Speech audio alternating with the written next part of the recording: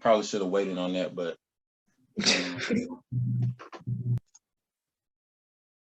get to it. All right, hello everyone. Well, let me check this one more time. Make sure all the participants. All right, cool. Hello everyone, how are you? And welcome to our fourth installment of our monthly Zoom calls. I am Terrell Lavigi and here from TennisMechanics, as you see. But anyway, we have a very special Black History Month panel ready for you. And I'll go ahead and introduce our two speakers. So first we have Miss Whitney McCray, who is one of the first, not one of, the first African-American player to play for Georgia Tech, and also helped to get them their first national title. She's a Decatur, well, I can't say Atlanta native because it's not Atlanta, she's from Decatur. But she helped Georgia Tech to get their first NCAA title in 2007. She also set a record her freshman year for the highest doubles winning percentage in a season, as well as won multiple ACC titles and finished as an All-American and a national champion. And she's currently a co-owner of a logistics company. And you all give it up for Miss Whitney McCray. All right. And next we have Miss Natalie Jenkins. All right, she was the first African-American woman to play for the University of Georgia. She was recruited along with Shadisha Robinson, but she was the first one to also finish. She was ranked as high as number 5 nationally, as well as she graduated with a bachelor's degree and a master's degree from UGA. While she was there, she won an SEC title, if not another one. Let me know if I'm wrong. As well as earned the title, the honor of tournament MVP, and she finished as an All-American as well. Currently, she's a senior manager for Ernst & Young. If you could give a round of applause. I can't hear it, but for Miss Natalie Jenkins. All right. You all can unmute yourselves, and everybody else, please do mute yourselves. All right.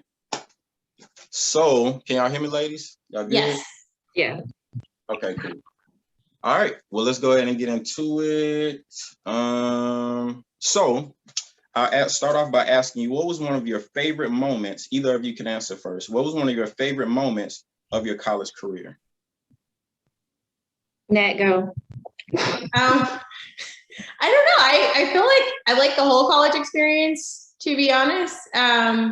I think it was pretty cool my senior year, just the whole thing in sum, because I felt like our team was really group oriented, and we had a few things that we were trying to work on collectively. So I think that was probably my favorite moment. And then, like, of course, going and winning the SEC tournament, and then, kind of like working from where we were all the way to, like top ranking and all that. So I would say probably that last year in some, but my entire experience. It was hard. I was looking at that question. I was like, I kind of like the whole thing. So that's great. All right, Whitney. I would say, yeah, my situation was similar to Nat. When I got to Tech, like, we were kind of mediocre as far as the rankings go. And it took a couple of years to really like solidify who we were amongst, the nation's D1 schools. So yeah, winning like ACCs that very first year, even prior to the championship was pretty big. And then to just watch us continuously get better from there was a big moment. But I gotta say, my favorite moment was winning the NCAAs on y'all's turf net. Yeah, no. It was like I was like sad, but at the same time I was like really happy because I really, obviously like I have a lot of love for you, and then like Brian of course is all love. So it was like if anyone else had to win it, I was happy you guys. Right. So yeah, that probably was that was the best thing that ever happened to me in college. That was pretty cool. Cool. All right. Hold on. Again, somebody's trying to make sure everybody can get in. All right. Otherwise, all right, how about that? There is no waiting room. Everybody's in. Make it easier for myself. See, I'm learning. You gotta be patient. You're doing great. I appreciate it. All right, next question. I'm gonna jump around a little bit. And I'm gonna start with the most obvious situation. So it's 2005 and 2003. Yes. You all are the first African American women to be incorporated into these D1 programs. What was that like? Ooh, good question. It was definitely like being a fish out of water because we grew up very like tennis. All I've known is Black people playing tennis from where we grew up, playing at Burdett, Sugar Creek, various tennis centers all around Atlanta. And so when I got to college, it wasn't what I was accustomed to.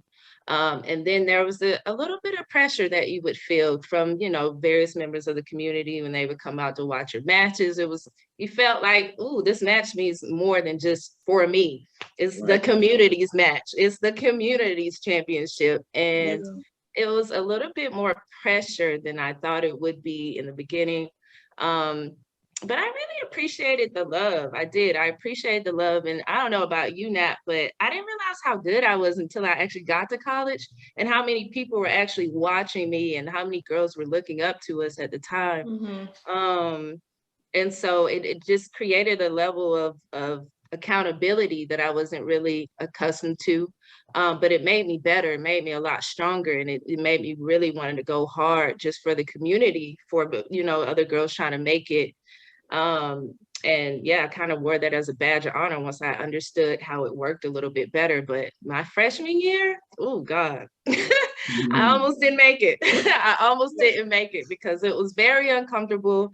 I wasn't sure what I was doing. I wasn't sure if I should have even been there.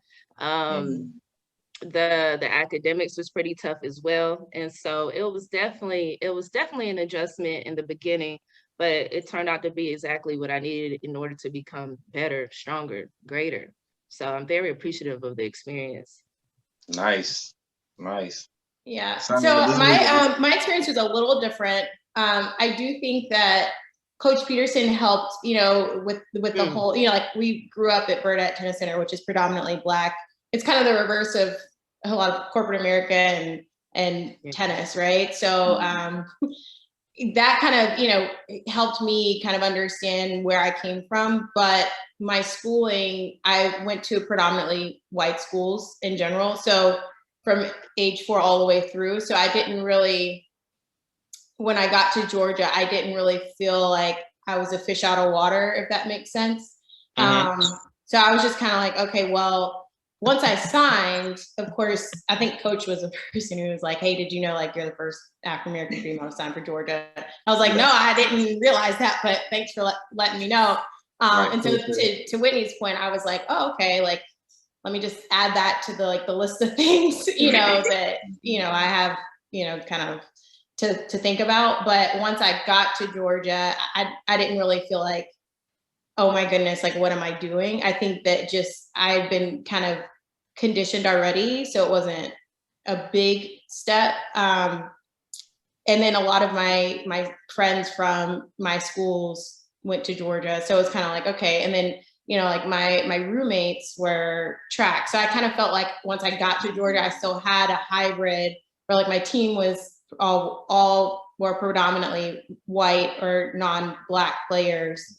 But then, I get home and, like most of my roommates were Black. So, yeah, I didn't really feel as much of the pressure as I had anticipated when I had that initial conversation with Coach, when he kind of gave me the whole lecture. So I don't know. I think also a lot of people don't realize how much tennis is a part of Atlanta's culture. Like literally, I had a client tell me the other day that they did some research to find the number one. Hold on, sorry. So there's another room. I want to make sure everyone's get this because you guys are special. You all deserve to be heard. I want to make sure everyone get. I mean, I'm recording it, but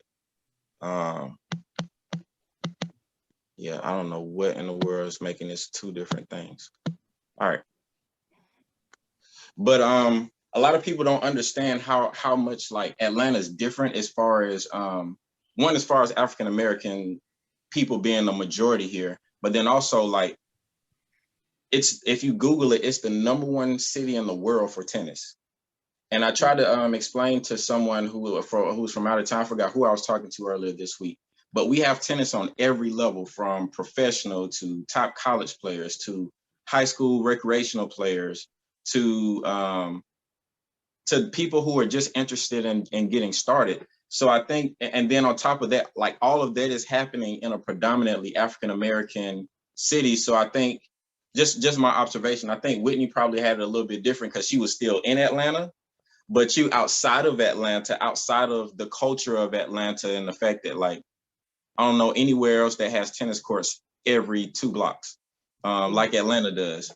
But that's an interesting dynamic. I would have never thought about that. So when you say it was kind of normal for you, it's like, huh, it's a lot of things outside of 285 that we don't even know is, Yeah. you know what I mean? I just think that I just was, like I would go to school growing up and it was just kind of like, it was what it was. And then I'd go to the courts and it was a different element. So it's not, once I got to college, it wasn't like, oh my God, this big thing, because I was kind of used to that. That was pretty much my life. So I was like, okay, so. All right. So that leads me into my next question. How did juniors prepare you for these programs, for playing at these programs? Like the training that you had as a junior player, how did that prepare you for what you walked into playing, not just college, but Division I college, compared on like the highest level of college? I would say probably when you're looking at the lineup, at least that's kind of how I felt like, because that's where like it's a team, but it's individual at the same time. So like I felt like it prepared me for that feeling where like you're like, hey, yeah, I'm on a team, but at the end of the day, like I'm also fighting for my position. And then as we know, the way that everything's structured in the fall, you have the individual team of the individual events, and then it goes and it dictates the team events. So if you don't do what you need to do in the fall, you don't really have too much to argue with in the spring. Like you're either going to be in the lineup or you're going to sit down. Like, you know what I mean? It just is what it is. Like, I hate to be blunt, but so I feel like juniors kind of allowed or gave me the opportunity to really build that muscle, where if I needed to like run the extra ball down, or I needed to make sure like, hey, like growing up, I wasn't allowed to play a lot of the national tournaments that a lot of kids got to play because of the way my school was structured. We weren't allowed to miss a lot of days. So I knew I had to go in and actually make an impact in the tournaments that I did play. So for example, I didn't play Easter Bowl, which most kids got to play. So I knew once I got to clay courts, like I don't have time to play around. So like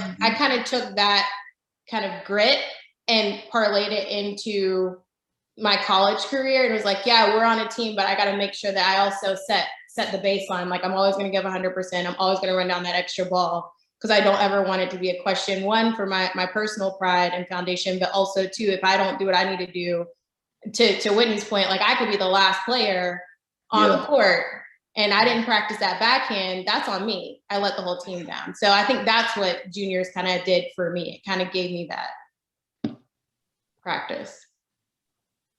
Okay.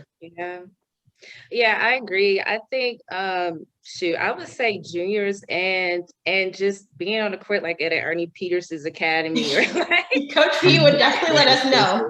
I mean, we had the most competitive group of always. Oh my God, it was intense. Like everybody that we practiced with, I would say like at least half, maybe more, ended up being something great in tennis later. You got Jermaine, Hans, Jamia, Jewel, me, you, Chris, you thanks. You know what I'm saying? Like that was our litter pool. And then we took that on to tournaments. And so Yeah. our whole life was just competition nonstop. And you know what, Whitney, it was kind of cool because like in the junior space, I feel like even though we played, it was like us, we were by ourselves, but because we came from such an interesting and tight-knit community at Burdett, it was like we had our own team essentially. So like like if you're playing a third set, like I'm gonna go watch your match. And I don't know if they're upset with you or whatever, but I'm gonna sit on the sideline and cheer you on, you know, like it is what it is. Yeah. So it was kind of cool. Like he could, and through that, like I think coach was trying to help us understand the importance of, you know, where we stood in race in America and how far we've come, but how far we have to go. And I got that a lot from Burdett Tennis Center and like growing up with everybody there. And being proud of who you are and say what you mean and mean what you say, you know what I mean? And so part of that is, you know, giving it 100%. I don't know if you remember like that sign he used to have where it's like, it's not over until I win. And that was basically like how I felt. Like it doesn't matter who you look at Burdett Tennis Center, we're gonna run the last ball down. It just is what it is. So like, you know, and then you bring it into real life. And I feel like he created like a family and a brotherhood and a sisterhood. Like you could call anybody that came through Burdett at this moment in 2022. And like, if they came to Orlando, hey, I'm here, I went to Burdett. Okay, great. Like, cause you just understand, it's just an understanding that like we all went through the same journey. So it's kind of cool. So yeah, good point. Juniors, but Coach Peterson's School of Tennis. He was on.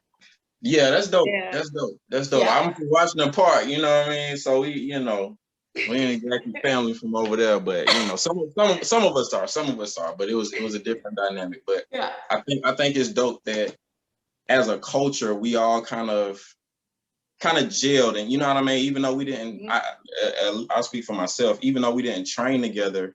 And it's funny, I did end up with Coach Peterson. By the time I got to college, he gave me my first job as a hitting coach. He said, the only description he gave me was don't miss. Yeah. That makes sense. He said, don't miss. That's it. And all the girls had to play two hands on both sides. I don't know why that is, but we all ended up with them, other than Jimmy. But she started with two hands. Yeah. But yeah, that is dope. I think we need more of that. And that's part of why we're doing this, because I want to keep that culture going, and kind of a lot of people kind of get into the money of tennis and the industry side, and it's like, man, look at what the family and the culture, that culture produced versus what the industry is producing right now. It's not a whole lot coming from Atlanta, to be honest with you. It's definitely not from I don't want to make it we'll say from our culture per se. It's not a lot being produced, because I think that family orientation, that caring, and Natalie, you and I talked about it a little bit, like being able to get in somebody's behind like a third parent, and tell them like, hey, tighten up. Like, we had a lot of those. Sometimes they were called to the side, and sometimes they were public. But he didn't hold his tongue. He did not hold his tongue. That's what I do remember. Mess around. No. It definitely all right, let's get to another question. All right.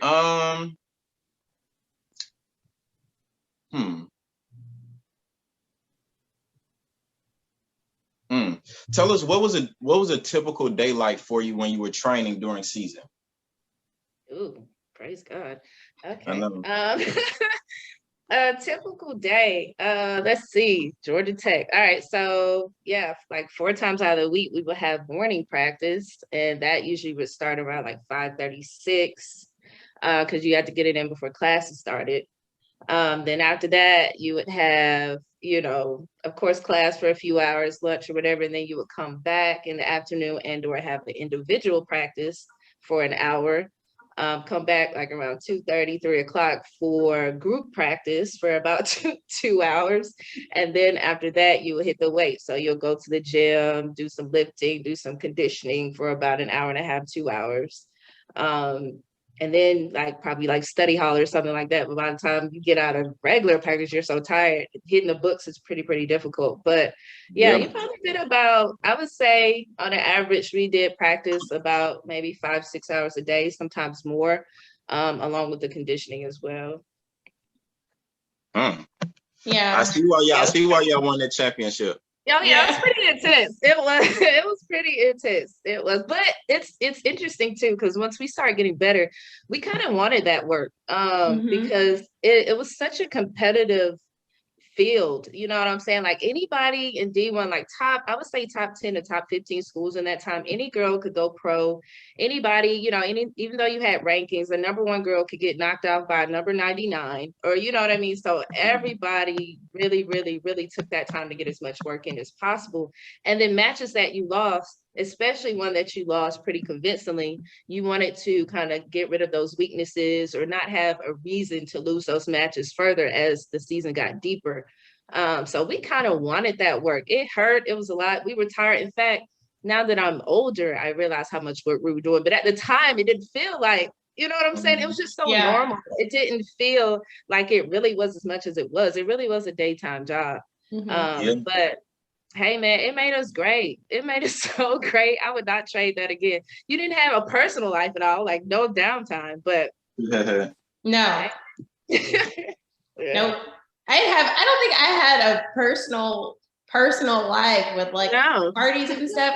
I Friends? mean, No. maybe my freshman fall semester, and then I was like, okay, that's it. Like, you know what I mean? But If you're gonna do it, freshman year would be the time and the place to do it. yeah. Yeah, well, within reason, right? Because you want to make sure you don't do anything or your grades are good enough so you don't Oh, do anything that you can't. I can tell you about that. I learned that lesson the hard way. I'll never forget it. We had a tournament at Mardi Gras, my first time ever going. Oh no. And our hotel was 3 blocks from Bourbon Street. Yeah, so I didn't make that first day of matches. Or that first match. Yeah, I know. It was horrible. You still were on the team.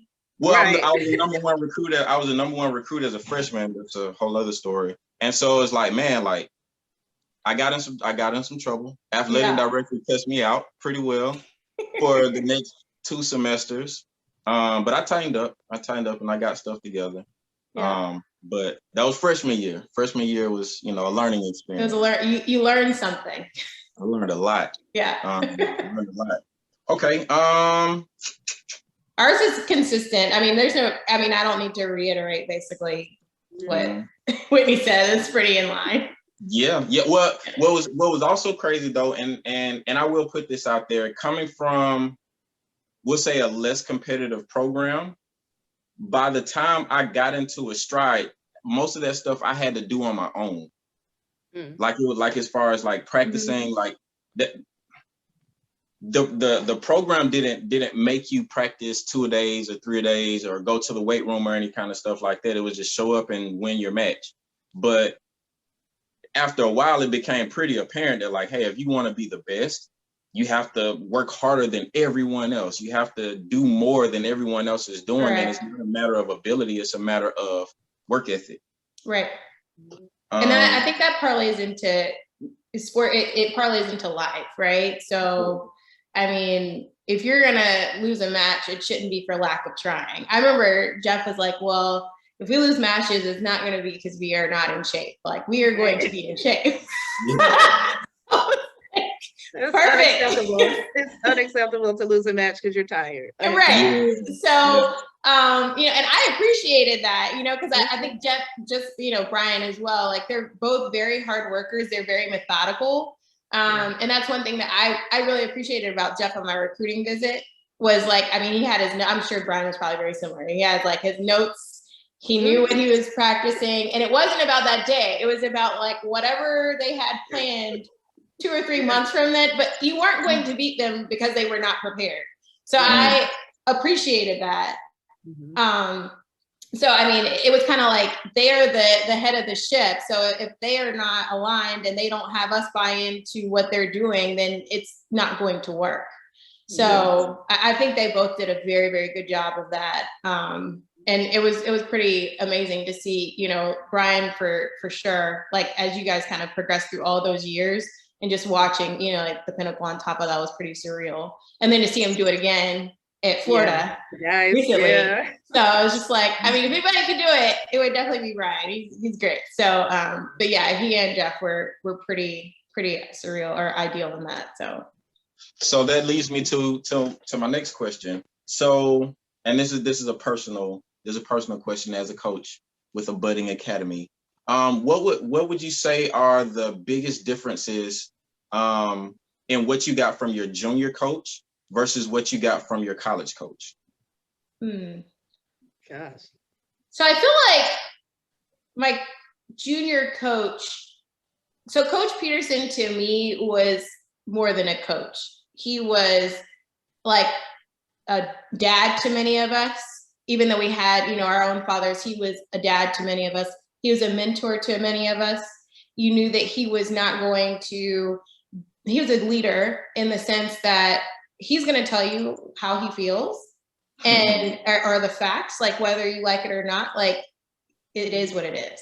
And I think, you know, as you're growing up, especially in a big city, I think a lot of kids need that.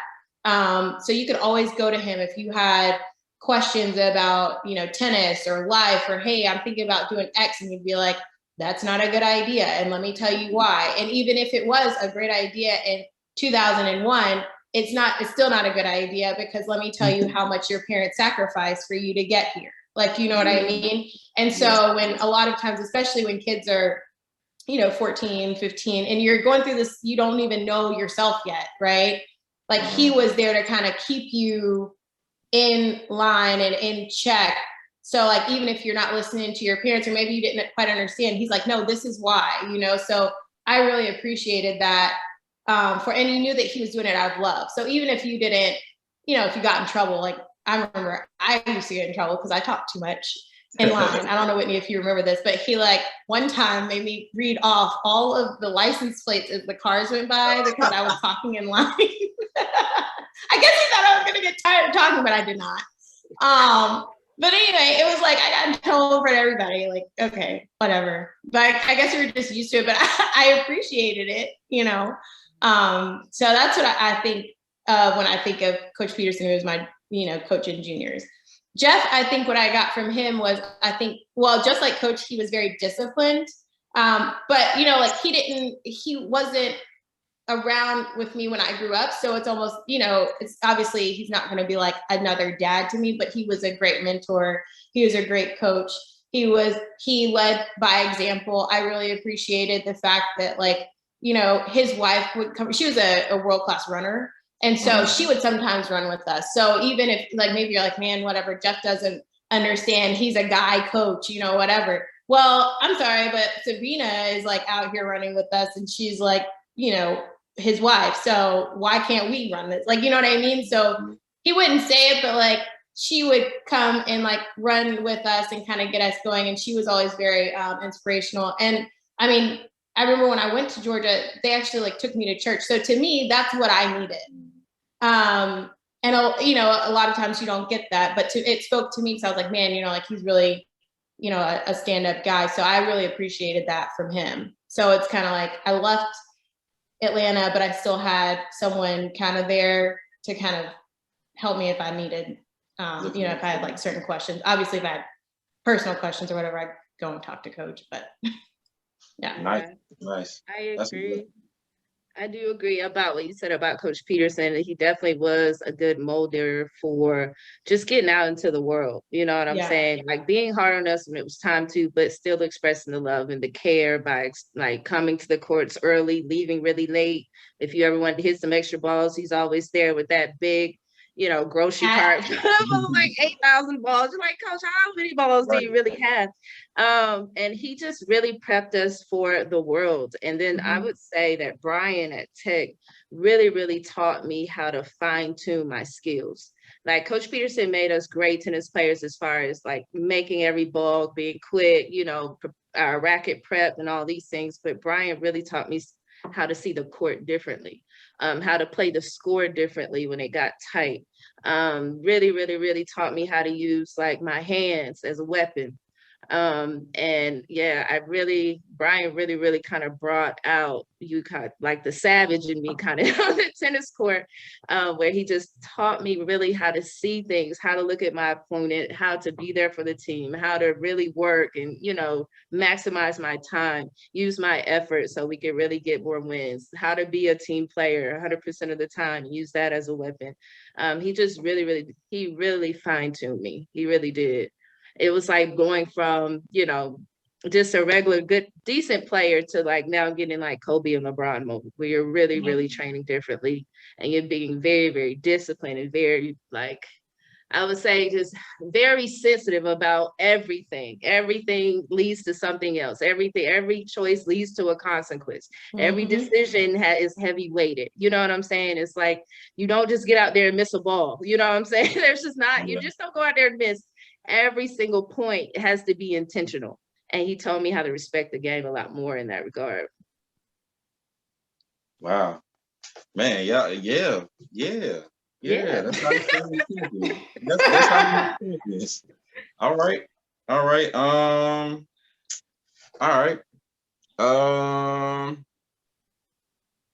Let's see. So when you all were looking for colleges to attend, what made these schools stick out to you in particular? What were you looking for that or what stood out and said, you know what, this is it for me? Oh God. I would say I wasn't even looking really like, when I tell you, like my last year was really a godsend because like people really weren't recruiting me that hard. I swear to God, I was like, I was doing so. I was just okay. I just ended up, I played like a hardcore match out in Cali, and Brian actually came to my match. He came to recruit the other girl that I was playing against, and I lost to her. And he still wanted to recruit me based off what he saw. So I actually just got really, really lucky. I didn't know what I was doing. I was applying a little bit, but I didn't really care. You know what I'm saying? I know that's probably like the worst thing I should be saying right now. No, keep it up. They need to hear it. Yeah, like I was doing okay in my junior career, but I really wasn't that highly sought after as far as like bigger schools go. In fact, I think I had thought I was going to go to Georgia Southern before Brian actually discovered me. And so, yeah, it was just like a God thing that just ended up happening by chance, that he came out, saw me play, and then he actually changed his mind on who he wanted to recruit. And so, yeah, that's how I got picked up. So I didn't really pick Tech. Tech picked me. So it was pretty cool. That's dope. That's a great story. So my story is, okay, so how did I get to Georgia? I actually was going to go out west. I think, Whitney, you may know this. Yes. I was actually going to go out west. I was looking at Harvard first. They're the first ones who called me. And then Southern Cal called, but they had come out previously because Jewel went to Southern Cal. So I kind of knew who they were, but I had not taken a visit. And so being so excited, I verbally committed to Southern California. But in the midst of all this, Jeff calls. Right. And so I'm like, okay, so what do I do? And I ended up having to get my aunt, who's a basketball coach, involved because I did not know what to do. And in addition, my grandmother had had a stroke. So anyone who knows my grandmother, I was like extremely attached to my grandmother. So I started thinking after I verbally committed, like, oh my God, like if I get to the West Coast, of course, I really liked all the girls at Southern Cal, like no problem, really like the coach, but how am I going to get back if something were to happen to her? How am I going to get back for Christmas? How am I going to get back? How am I even going to live in California if, like outside of the full scholarship, like, do I get anything else, and the answer is no. And so for me, I just kind of had a surreal moment, and then Jeff came to recruit me, and I had him come to my grandmother's house because she was like my voice of reason, like I miss her every day. And so I was like, okay, grandma, like coach is Jeff is gonna come with his assistant. I don't know if you remember Debbie Whitney. And they came and they sat in my grandma's house, and my grandma was asking them a series of questions or whatever. And then he showed me the national championship tape that they won. And that was kind of like, he's good. That's pretty cool, you know? But then at the same time, on the other hand, like, of course, I wanted to play and I wanted to play professionally after, you know, God willing. But the other side of the coin is I wanted to go to a school that was very good academically. Mm-hmm. And so Georgia at the time, I think you had to have like a 3.6 or 3.7 to get in if you were, you know, it was what it was, which was very different than I think Georgia in the 80s, you know, so they had kind of like completely revamped. So I knew that going to Georgia, I was going to have a great education. I knew that, you know, the athletics were like second to none. I felt like Jeff was, you know, who I really needed when I went on the recruiting visit. I saw how organized he was. And then the other part to this whole thing was I didn't want to have to call home to ask for anything from my parents. And so I knew that, you know, my mom and dad and my grandmother who moved down to like help a little bit, like they really put a lot into my sister and I, and the last thing I wanted to do was be a burden after 18. So I wanted to make sure even with or without any additional help or assistance, I was able to cover all the expenses that I would need without having to like create anything else for them. And so just kind of looking at that whole perspective, I ended up making, you know, the decision to go to Georgia. So I ended up recanting my verbal commitment, saying, sorry guys. But I mean, I have not regretted it at all. Like I would, if I had to do it all over again, I would do it again. So, but yeah, it was really, to me, it was kind of a little divine, kind of like Whitney when my grandmother got sick, because that's when I really had to have that, okay, now I like, what's going to happen if something happens? Like, that's on me. So it's kind of how I ended up at Georgia. Yep. Funny how life will happen and kind of make you be honest about what your priorities are. Because initially it's all hype. It's what everybody tells you, you know what I mean? Mm-hmm. Like, oh yeah, you got to go to the big school. You got to do this. There's going to be that. There's going to be this. And then when you're like, man, I don't want that though. Like, that's not what's most important to me. I'm okay. I just want this though. I do need this. Yeah. And yeah. And it's the intangibles too. Like, you know, just I looked at the fact that Georgia had you know, the athletic program is huge.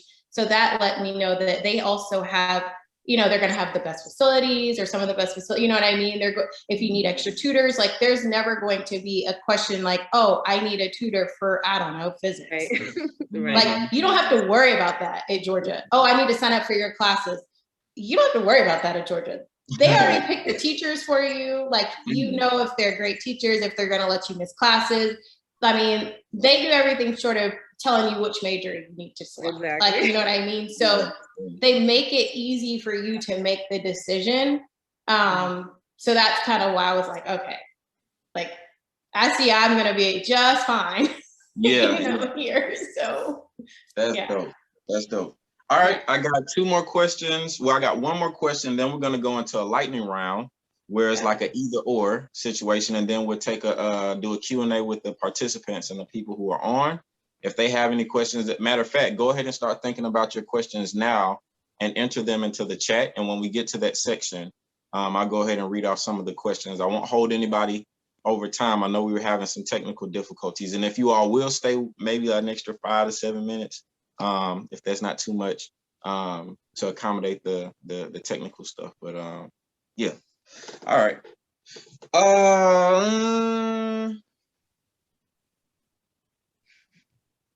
A lot of the questions were answered in the conversation.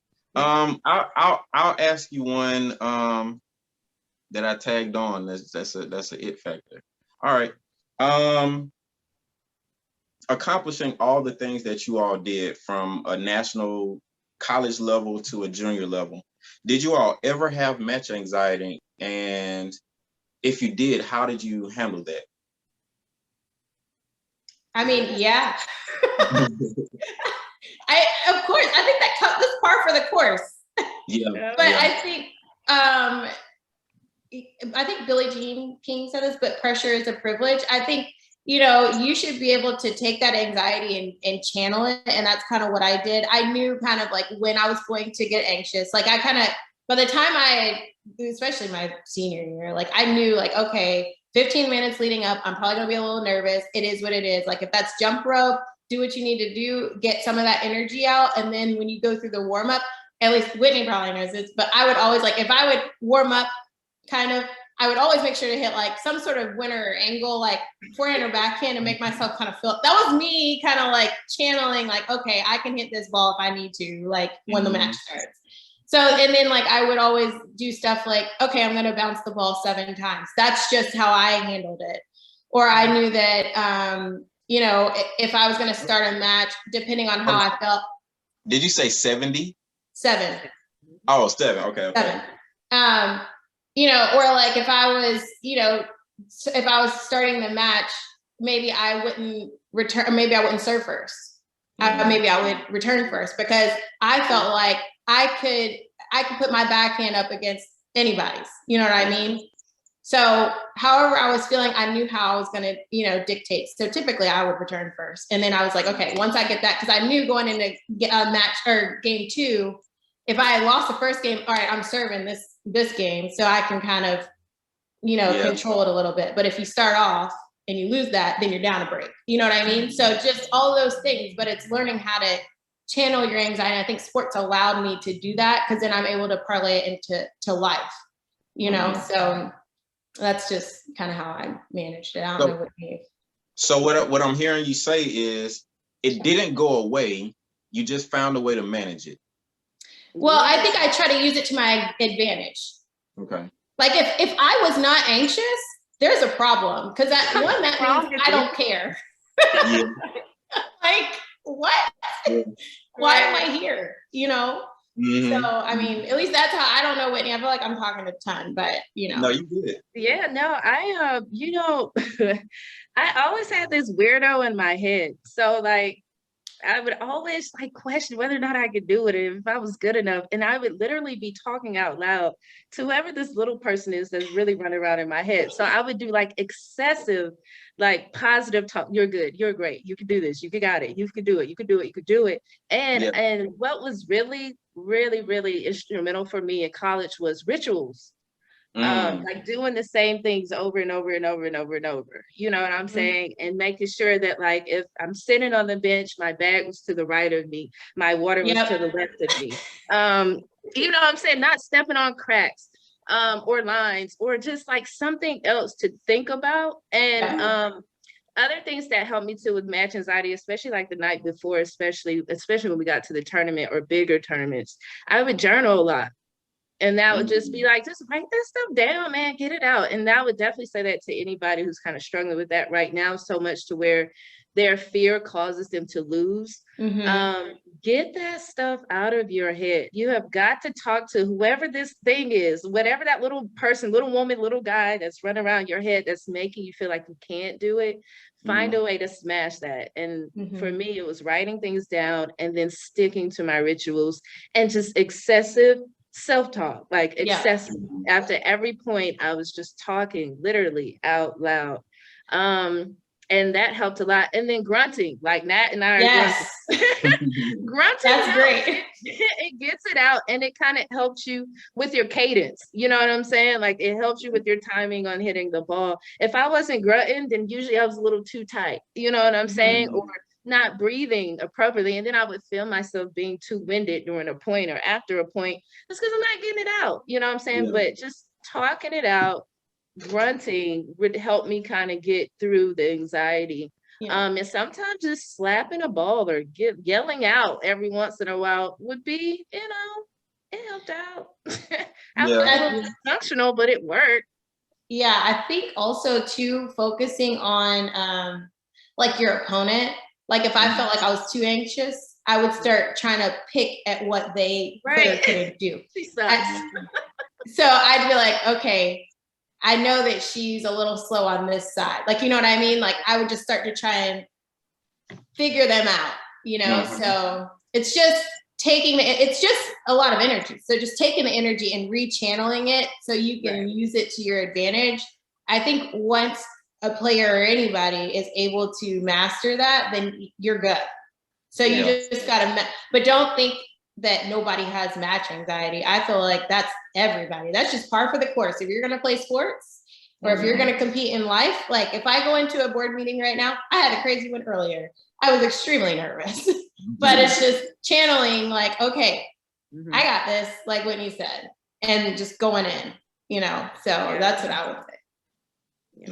Nice. Oh, last question on that end. How many matches, like, is that something that you just kind of figured out innately, or after playing so many matches or losing or having that have a negative effect on you, you just kind of figured out like, I got to do something different? It was a hybrid for me. Okay. I think my sophomore year, so my freshman year, I feel like Jeff tried to explain it to me, like, because sometimes if you don't use or at least if I didn't use my anxiety to my advantage, then it would come out and you see a lot of players where they're upset or like they're hitting their racket. And then if you watch the next 3 or 4 points, it's almost automatic. They lose those points. Yeah. So instead, Jeff was like, okay, first of all, like if you're going to get angry behind it, like take a walk, come back, and then, start to look at, okay, what is this player doing? Why are they hitting X, Y, and Z? So it's just rechanneling. And I think once he told me that in college, I was able to kind of flip the switch, if that makes sense. But to your point, playing a lot of matches also helped. So as you kind of continue, it's like the first few times you do it, if you're not aware, when you become aware, you're like, okay, you have to like tell yourself, okay, this is what you're doing. But then it becomes like second nature. Yeah, I would say that like juniors, I would win and lose a lot. And it was the types of matches that I was losing because of match anxiety. Especially if I play somebody who I should beat, whatever that means. You know what I'm saying? I would just like be on every play, like, oh my God, I can't lose this point. But when I got to college, I actually sat down with a sports psychologist and we started unpacking a lot of that crap. And then I started to realize that a lot of it too wasn't just about the match. It could be because my dad's in the stands and I don't want to let him down, or, other people are watching me, or I'm not so sure. And then I just started to really dissect some of those things that were really going on in my head on and off the court. And then I started to attribute that to a lot of the anxiety that I was feeling on the court, and just really started to be more intentional about kind of digging through what some of those things meant, like the fear, like, oh my God, it's 5-4, or I'm up 6-5 in a tiebreaker against so-and-so, and so-and-so shouldn't mean that I play that point different from 30 all when it's 3-2 or 3 all. You know what I'm saying? Every point should have the same level of intensity. And so I had to really break down that stuff. So I didn't have so much anxiety. And once I started talking to a psychologist and really getting that stuff out loud and on paper, it really helps. And then I would say the other thing too is being in tip-top shape helps a lot with anxiety. Like once you know that you can run forever. Yeah. And that takes a lot of the anxiety out of it. Like, I can hit 60 balls. Let's go right now. Yeah. 62. If you hit 60, I got 61. If you hit 80, I'm hitting 81 and I'm going to be good. You know what I'm saying? Being in shape really took away a lot of anxiety. I agree with that 100%. And I think match shape is different than non-match shape. Right. Because it's physical toughness and it's also mental toughness. It's like knowing when to kind of like really dig your heels in, or to Whitney's point, like, okay, this person clearly is not in shape, so I'm just going to keep this ball all day and then I'm going to step in because I know I got that to my advantage, type thing. But you're going to get all that from playing matches. Yeah, for sure. All right. Well, you all are dope. We got to get y'all like a gift or something, and all the speakers for the Zoom calls. I hope the kids in my academy and the parents are super grateful. Maybe you all will have a Christmas present. We'll see. All right, let's get to this lightning round. I'm anxious. So these are kind of like an either or. You tell me. I'm going to give you 2 choices, and you pick your favorite and tell me why. All right. So the first one, when you're practicing, live ball drill or dead ball drill? It depends. There we go with that. It depends on what you're practicing. We did a coaches panel last month. Jay was a part of it, and all the coaches were like, "Yeah, it depends." And it's like, come on, it's one or the other. Yeah, it depends. Okay. It depends. So, for example, all right, if my timing's off, Whitney probably can speak to this. If my timing is off, I'm gonna need a dead ball drill first, and then I'm gonna need the live ball drill because then I'm gonna need to know if I can step into the court and hit my ankles. Okay. But before I can get to that step, I need to make sure that my rotation is right. So I would, like perfect example, right before we were playing, I think quarterfinal match in NCAA, I had Jeff literally just feed me some dead balls. Like, hey, I'm going to stand in this corner. I just need to work on my rotation on my backhand. And like, once I did that, then I could go do what I needed to do. But I needed to make sure that was right first. And then I would go. So I think they're equally as important. It just depends on what your goal is. Got you. And the objective you're trying to meet.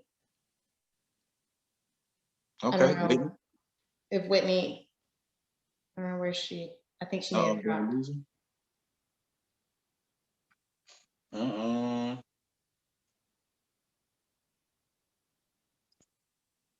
Yep, we lost it her. Hopefully, probably something went dead. Give her a second to get back. Okay. Funny, I see her on here, so I'm gonna speak about it. I had this conversation with one of my kids earlier, Naomi, she's listening. And she mentioned to me, like I've been trying to get her to I told her she has like 2 speeds. She has on and off. And I was like, we need to have a rally ball. Has a really big forehand, but it's like you can't do that all the time. And then, of course, she goes out of her way to prove me wrong when playing points today. And she did it like the entire match. She's pretty good. But I was like, listen, she asked me, can we do some drop feeds so that I can get this high heavy cross court ball down pat? And I told her that I would rather her do it in a live ball setting, but it's interesting that you said what you said. Because different strokes. You gotta do your foundation first and then build on the foundation, at least in my opinion. Because if you do live ball and your rotation's off, I mean, I'm just gonna be spraying balls. If Whitney and I are hitting and I'm not rotating fast enough, she's driving the ball down the middle, I'm just gonna keep hitting the ball out. You know what I mean? So fair enough. Okay. Fair enough. Oh wait, so sorry. I got kicked out of my my Zoom. Can you ask the question one more time? I just got back on. All right. Live ball or dead ball drills? Oh God, live ball all day. Yeah, I said it depends. He said which one's more important, live ball or dead ball? I like live because well, I do like dead too, but if I have to pick between two, I like live ball because it's a little bit more consistent with what you're going to see day to day. I do like dead though for, tightening up specific things, but yeah, I like live just because it's more real. I'm a realist. I love it. All right. Next question. If you're in a tight match, in a close match, would you prefer to win your points from the baseline or from the net? Oh yeah, net. I'm just a net junkie though. I know you are. I'm baseline all day. Actually, I want that short ball. Yeah. Oh, yeah. Coming off the baseline when I'm stepping in. Look, Nat, you want that pretty. Take it. Go. Exactly. Exactly. No, I'm closing. I gotta close all day. Yeah. All right. Next question. Do you prefer playing indoors or outdoors? Ooh, indoors. Indoors because there are no elements. Yep. Yeah. There are no elements, and when you play like flat like we do, that ball hits and it skids. Is the best. Indoors is the best. It sounds so good when you're hitting it too. I know. And you don't have to really grunt as loud because the timing, like you can hear it. Right. It's just that rhythm. All right. Singles or dubs? Dubs. I'm singles. Tell me why. Tell us why. I mean, I'm singles. I think I just kind of naturally grew up as a singles player. So I don't know. I just have always liked singles. I don't know. I don't have a reason. Just natural. Yeah. Yeah. I like dubs because I can like express myself a little bit more like artistically with my racket or the doubles court. I just feel like, I don't know. I just like the movement of it. I like creating angles. I like using the whole court, not just a little bit. Not just a little bit of court. Yeah. Go ahead. I like playing with the team. I like playing with somebody else. So we kind of are going through the same things emotionally, and or you have to pep somebody up when you're out there, or allow them to help you out in some situations as well. I just like the team dynamic. I was absolutely about to mention that. I was like, man, out of everything you said, you didn't say nothing about a partner, but you did. All right. When you're playing college, home matches or away matches? Home. And Georgia tailgates at the NCAA, so we like home matches. Oh yeah, y'all wild out there. So we have a different setup. Yeah, I like y'all's home too. Now that I think that might be my favorite place to play too. In Georgia, yeah, Georgia. I mean, these guys, they know. They're like, it doesn't matter what sport is it. We're gonna tailgate. Yeah. So when I was in college, I liked the away matches. One, because we get a stipend. But then two, I like beating somebody. It was an ego thing. Like I like beating somebody at their home and then leaving them mad and pissy. Like, what? You can't do anything about it. Like, I came to your house, you got the L, bye. Right. So okay, and then the last one, of your college career, which one do you prefer, your freshman year or your senior year? Senior. Oh, okay. Tell me why. As I'm talking about as a tennis player now, not as a student. Yeah. Senior. Okay. Why? One, I really liked the cohesiveness of my teammates senior year. I feel like freshman year, I feel like, okay, so let me take a step back. I feel like one thing that coach always taught us was how to be a leader. Mm-hmm. And I feel like as a freshman, you got to earn your stripes a little bit. And I was cool playing, middle of the lineup, like, trying to figure out where I fit. But I always felt like, okay, I really want to make sure that I'm part of like the leadership of the team. And I feel like as a senior, people are looking up to you like, hey, what should we do? What should we not do? It helps you kind of like quarterback the team. And so I would prefer to put the team on my back. Like, hey, let's do this as a team. Instead of like, as a freshman, like maybe you don't agree with like something that's going on and you just kind of have to like, you're like, okay, I'm trying to figure out the whole dynamic. I'm just trying to, do what I'm told until I figure it all out. So I think that by the time I got to senior, I understood kind of Jeff's mission. I was bought in, was drinking obviously Georgia Kool-Aid, but the people that were coming in, like all the freshmen, they also were doing the same thing. And it wasn't difficult to like, if we're going to practice, we knew everybody was going to give 100% because I was going to, if anything, I was going to set that tone. Mm-hmm. And so as a freshman, I could be given 100% all day long. But if someone that's a senior or a junior is not, then they're not looking at me. And I may feel like that's not, it's not my place to really say anything. So I feel like senior year was kind of like, okay, we're going to leave it all out there. And I feel like no one had any regrets at that point. So. Yeah, I agree 100%. Like you're kind of in control of the identity of the team after you leave, and you like leading by an example was so huge. And I was like, man, this feels good being a winner. I don't want people coming after us and they just like don't care about winning or don't care about the integrity of the program. And I was very sensitive about their treatment of Brian because Brian made me great. You know what I'm saying? Look, you're gonna respect this man. You're gonna take the lessons and you're gonna apply them. Yeah. And so, being a senior, I was a lot more refined as far as who I was, like on the court, off the court. And I wanted them to really feel what, having this winning program felt like. And I wanted them to just carry that on. Like nobody wants to be on a team that sucks. No. Right. And it's kind of like you belong there. You know what I mean? It's not like, oh, it'd be nice to win. Like, no. Nah. Like you are a winning team and this is how you become a winning team. Yeah. Right. I don't know if you remember, Whitney, like my junior year, we went through like a little dip and like, I think we were like 20 or something in the country. And at that point I was like, oh, this is crazy. Like, you know what I mean? Because we had always been top 5, top 10 in the country. So we had something to prove and we had something to work towards. So I think that senior year really, it meant a lot to me because I was like, okay, like this is my senior year. And I don't want to hear it everybody's gonna get on the line. Everyone's gonna run these 400s right now. So, but not in a dictatorship manner, in a friendly manner, but Nah, sometimes it's gotta be that way. Yeah. All right. So at this point, any questions? We will take, I don't want to do the hand raising, that can get sloppy, but nobody put anything in the chat. So we'll take a couple of questions and we'll let you wonderful ladies get back to your regularly scheduled program. All right. So if you have a question, you can either raise your hand or put it in the chat now.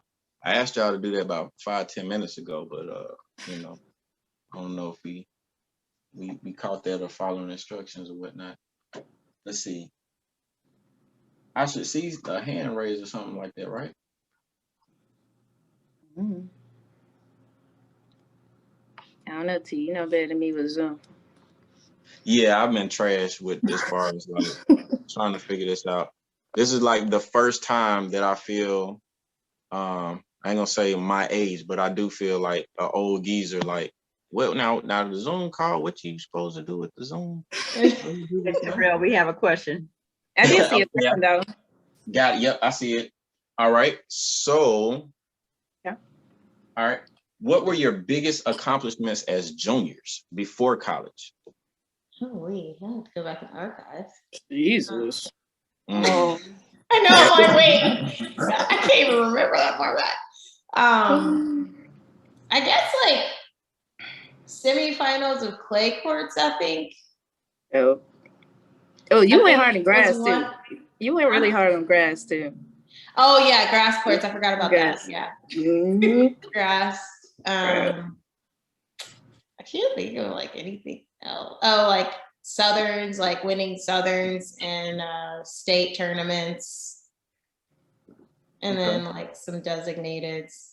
But yeah, I would say to your point, grass and clay courts semifinals.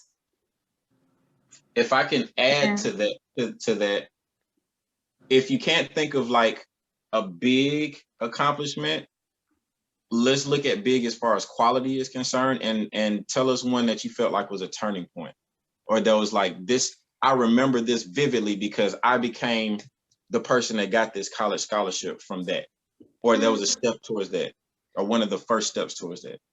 I think for me was probably when you remember when we used to like play up a little bit. So like you'd be like 11, but like they'd have you play like 14s or whatever. Yeah. Okay, so I was like I think 10 or something, and I was like, oh, great idea, we're gonna play 12 or 12s or something. And I got rounded at every national tournament. Like I was reconsidering my life at 10 years old. Like, I don't know if this is for me. And then that was a joke, but like seriously, I was like, crap, I gotta go to another tournament. But at 13, I remember coach bringing in Coach Bird, and he was working with him. And I think, you know, just seeing the confidence that both of them had in us, like it really helped me.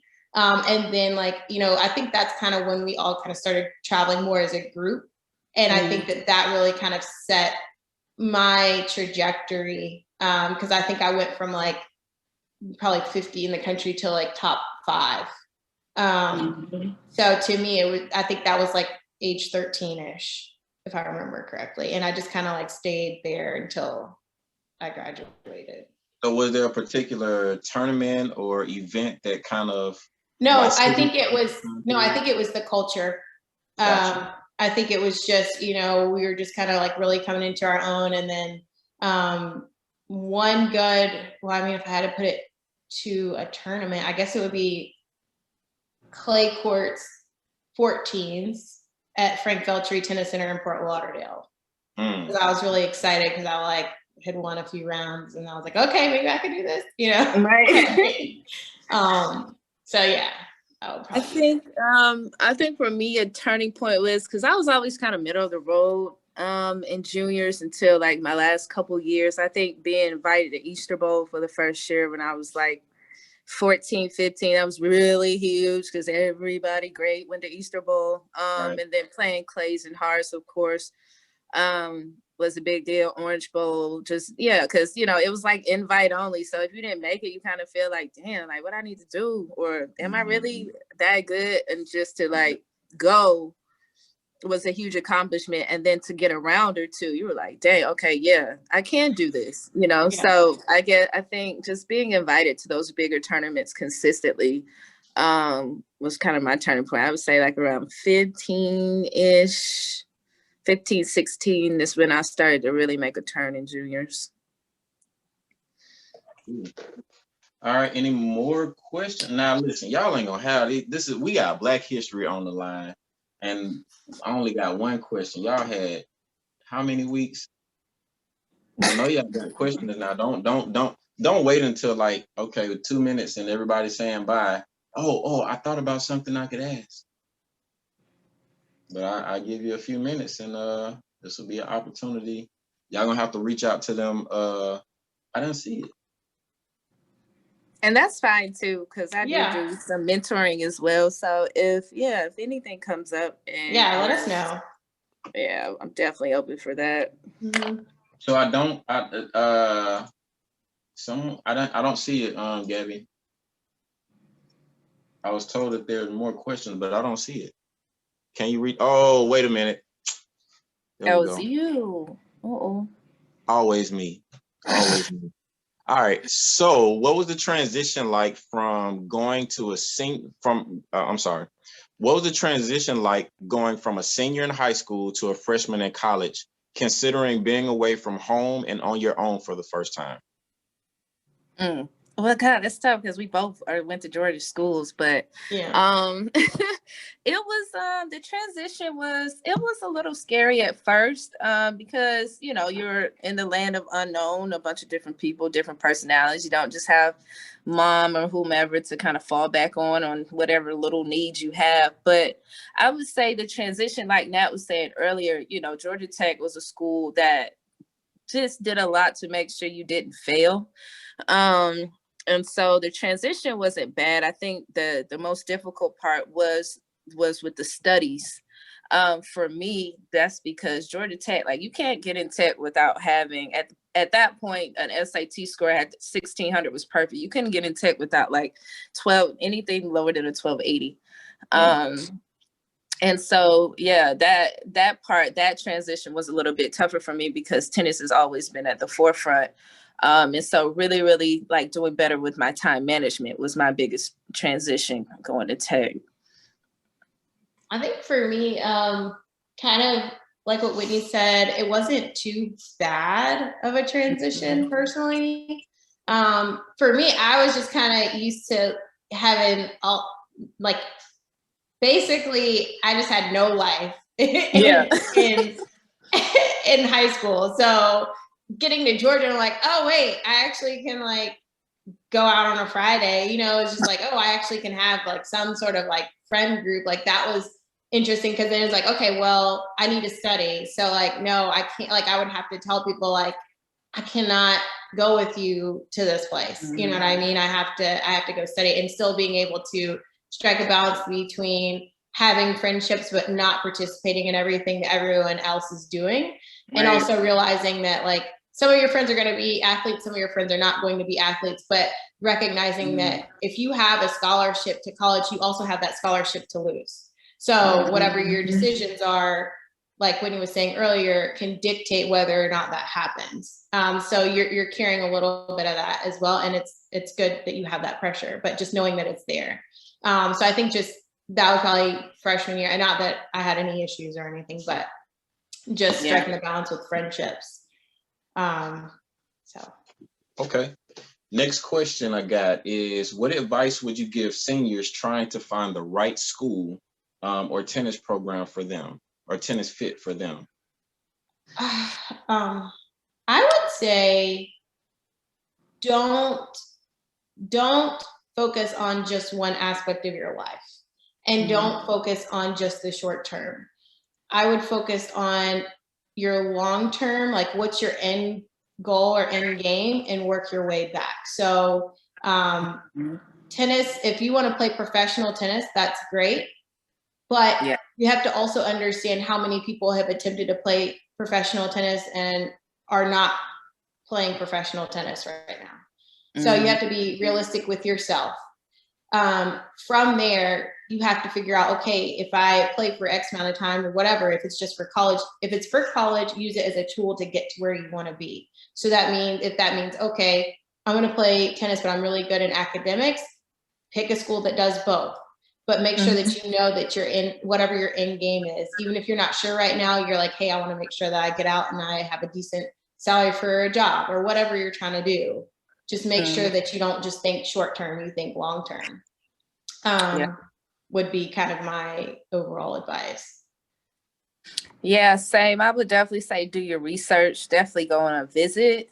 Don't just, do phone calls or emails and be like, yeah, that's where I want to go. Definitely pull up and just fill out the people, fill out the coach. I mean, definitely go to a practice so you can see how the coach manages the kids, because, every coach is going to make it seem like their school is all rainbows and wonderfulness. But seeing how people compete on match day and what their practices looks like will give you a pretty detailed view of what type of atmosphere you're going to be a part of. And then, like Nat said, kind of thinking about what it is, what you want to do long term, or if you have no idea, just thinking about what some of the characteristics you're looking for in a school. You like certain professors or whatever because they're going to hold you accountable, or you like science or math, go to a school that really, spikes your interest. Cool. All right. Well, if we don't have any more questions. Oh, I do have one more thing to say to that last thing. Okay. If you are going for scholarship purposes, like if you're getting a scholarship, I would make sure that you are clear on the percentage that you're getting and making, like, before you get to the school, because sometimes, depending on whatever it is, like you could get a partial scholarship, or they'll say like, okay, you have an academic scholarship, and then we'll kind of pick up the rest of whatever it is. Like, one, get that in writing. Two, make sure you understand what kind of money you're getting. So like, for example, at Georgia, I had a full athletic scholarship, but I really had an academic scholarship, a full academic. And then if I were to drop below my GPA, they were going to pick up everything entirely. But at least I knew I had both options. But sometimes they'll say, okay, we're only giving you this. So just make sure that you're clear on what you're getting. That's good. Nobody wants a student loan that you don't need. Right. And like, don't forget to have fun. I mean, we never even mentioned that part. It is fun. I swear to God, it is. It's very fun. Once you get all, like Coach said, once you get all your papers in order, it's extremely fun. It's so fun. It really is. But it's it is work though. It's sacrifice and it is work. But don't forget to just enjoy it. Definitely enjoy it. Yeah. Enjoy the process. I'm gonna ask an additional question then. Okay, one more. Yep. No, that was a statement. I'm gonna ask. CJ. We love you. Come on, CJ. We see you. That I had written since you all brought it up. With the rigorous training schedule that you all had, what did y'all do for fun? Like, I went to the library and I studied accounting. You studied accounting? Yeah. That was your fun time? That was, because I didn't have a lot of time. Like, I mean, you gotta think, like, we're on the road. Yeah. And so you're missing a lot of class, depending on your degree that you select. I mean, if it's tough, you're gonna need to teach yourself. So, I mean, you don't really have a lot of downtime, but that was the decision I made. Yeah. So mature. I would, what did I do for fun? I actually would, when you get to college, you're going to spend a lot more time with other athletes as well, because y'all are all essentially together all the time. Like the one big family. And so I spent a lot of my free time trying to learn other sports. So I would, learn basketball with basketball players, like after study hall, or go and try some volleyball or whatever like that. But yeah, as far as getting off campus and kind of enjoying the nightlife and all that, no. Because I mean, you could do it, but you got practice tomorrow, and if you go out drinking, you're gonna hate yourself for it. It's not worth it. You're gonna hate yourself for it. But yeah, just and kind of learning some more of their skill sets is kind of what I did for fun. And then, you know, I was at the heart of Atlanta, so I would run to Piedmont, not walk or drive. I would run to Piedmont and just kind of like, yeah, just be one with, you know, the trees and the earth and God, and then run back. And that's pretty much it. Yeah. You all Maybe may go be to a football game or two. Yeah. Oh yeah, games. Games are turned. I mean, games. Yeah. You gotta go to a football game. Games. Yeah. Mhm. That's pretty So much you're it. not tired from So practice. the national- I felt like, did you guys always have practice at 8? Yep. We Yeah, had before the practice game. at all types of hours. I'm like, why are we doing this right before the game? Now I'm tired, but yeah. They ain't care. Mm-mm. All right, ladies. Well, I ain't gonna hold you. If you have any closing statements, go ahead and you know, if you could leave the people who attended with a closing statement or remark or whatever you want, encouragement. This is your moment. We'll shut it down. I would just say, you know, hard work speaks for itself, whether that's professionally, whether that's through athletics. People will always know you by your work ethic and your dedication to whatever craft you decide to do. And just taking pride in whatever that is and trying your hardest and your best will always, always spit out the best results. So that would be my advice. Yeah, I will definitely piggyback on that. I would say give 100%. Whatever you aspire to do or be, definitely give it 100%. And if, like, of course, I feel like whatever you set your mind to, you can do. But say that, you know, you pivot in life, like it's never going to be, just make it so it's never going to be because of the fact that you didn't try or you didn't give your all to whatever you're committing to. And if you say what you mean and mean what you say, like Coach says. So come on, Coach Pete. Yeah. All right. Well, thank you all for joining us on our live call. We really appreciate you all. And I'm serious, we're gonna have to get y'all something for Christmas. It might be a second. You know, we're gonna look at this budget.